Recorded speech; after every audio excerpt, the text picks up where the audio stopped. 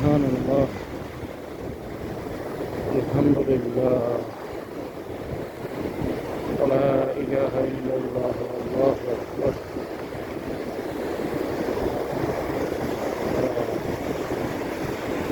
সুবহানাল্লাহ, সুবহানাল্লাহ, আলহামদুলিল্লাহ, আলহামদুলিল্লাহ।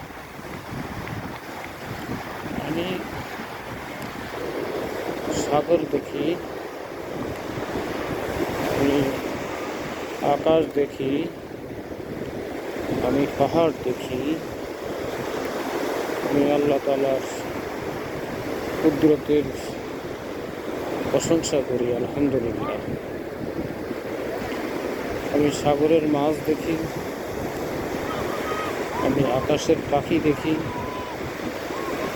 আমি পাহাড়ের জীব বৈচিত্র্য ফল দেখি, আমি আল্লাহর প্রশংসা করি, আলহামদুলিল্লাহ, আলহামদুলিল্লাহ, সুবহানাল্লাহ, আল্লাহু আকবার। প্রিন্সিপাল দেলোয়ার, 12ই জুন 2025 সাল, বৃহস্পতিবার। আল্লাহু আকবার, আল্লাহু আকবার। আল্লাহ তাআলাকে পাওয়ার জন্য আমাদের মুখ্যম সামান্য কিছু কাজ আমাদের নিয়মিত যদি আমরা করি, তাহলেই আমরা আল্লাহর সন্তুষ্টি অর্জন করা আমাদের জন্য সহজ হয়ে যায়।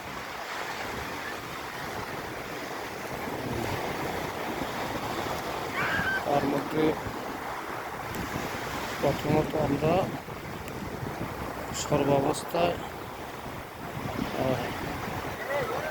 আল্লাহ এবং আল্লাহ রাসূলের প্রতি ঈমান নিয়ে আমরা বেঁচে থাকব।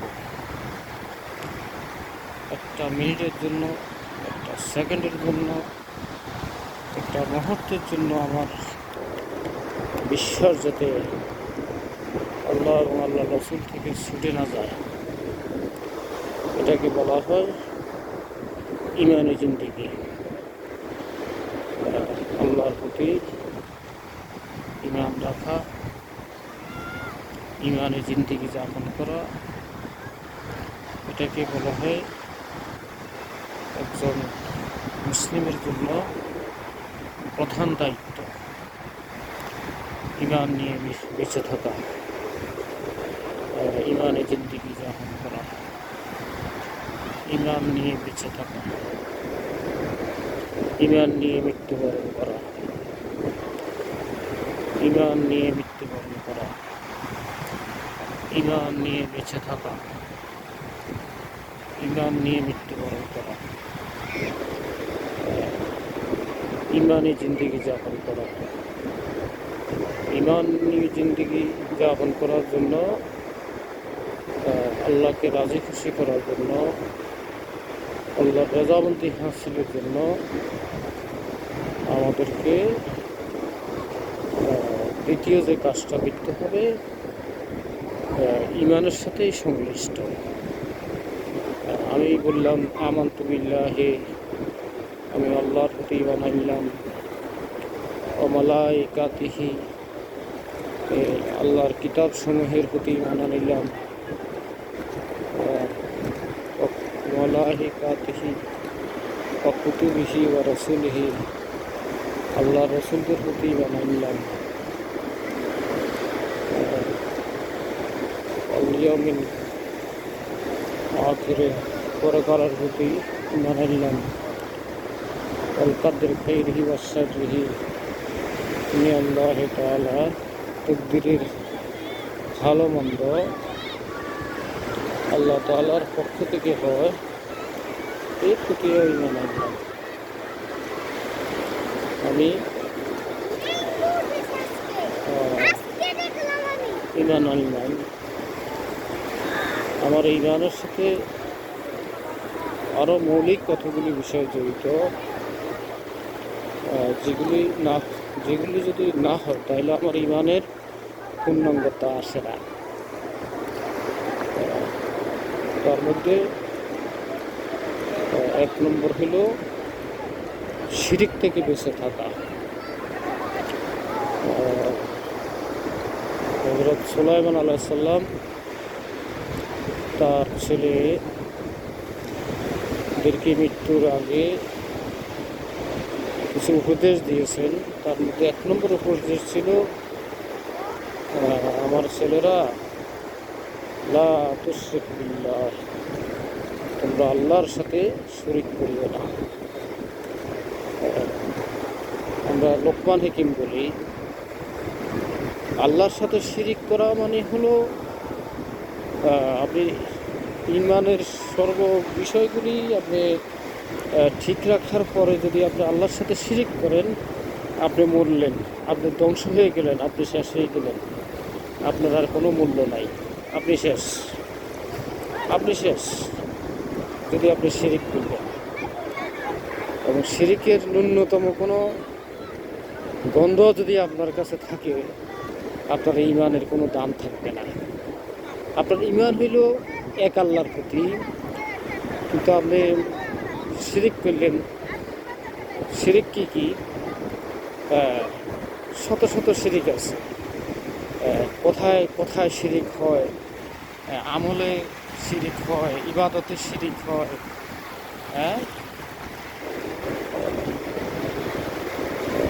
ইবাদতে শিরিক হয়, কত শিরিক। একজন ইমানদার যখন আল্লাহ তাআলার প্রতি পূর্ণাঙ্গ ইমান আনবে এবং আল্লাহ ছাড়া সে কারোর উপর নির্ভর করবে না, তখন সে বুঝতে পারবে যে শিরিক কাহাকে বলে, উহা কত প্রকার ও কী কী। যেমন আমি একটা সামান্য বিষয় বলি, সেটা হলো আপনি ইমান আনলেন আল্লাহর প্রতি, আল্লাহ আপনাকে বলছে আনিল হুকমু ইল্লা লিল্লাহ, আইন চলবে আল্লাহর, রাষ্ট্র চলবে আল্লাহর, সমাজ চলবে আল্লাহর, থানা চলবে আল্লাহর, ডিসি চলবে আল্লাহর, মন্ত্রণালয় চলবে আল্লাহর, সংসদ চলবে আল্লাহর। কিন্তু আপনি ওইসব ক্ষেত্রে যাই কি করলেন, আপনি তাগুতকে আপনি সাপোর্ট দিলেন, তাগুতের প্রতি আপনি বিশ্বাস স্থাপন করলেন, তাগুতকে আপনি অনুসরণ করলেন। আপনি কী করতেছেন?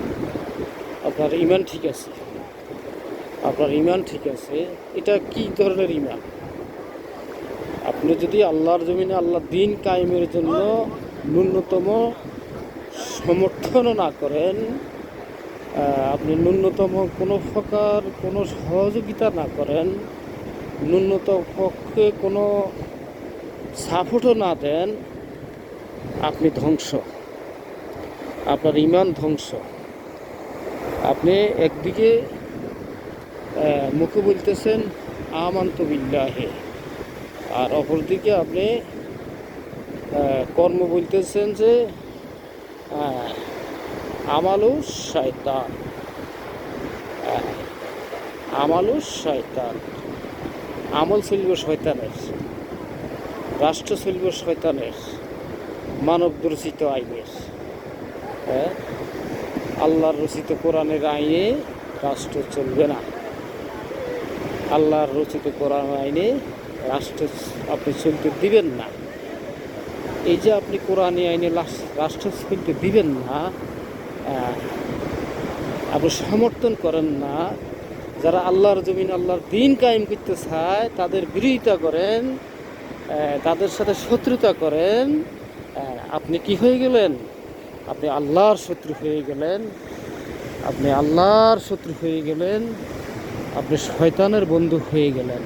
এই জন্য আমি বলি, আপনাকে ইমান মজবুত করার জন্য আপনার ঈমানকে মজবুত করার জন্য আপনার সামগ্রিক কার্যক্রম, আপনার ব্যবসা বাণিজ্য, আপনার চাকরি বাকরি, আপনার আয় উন্নতি সব কিছু হইতে হবে আল্লাহর আইনে।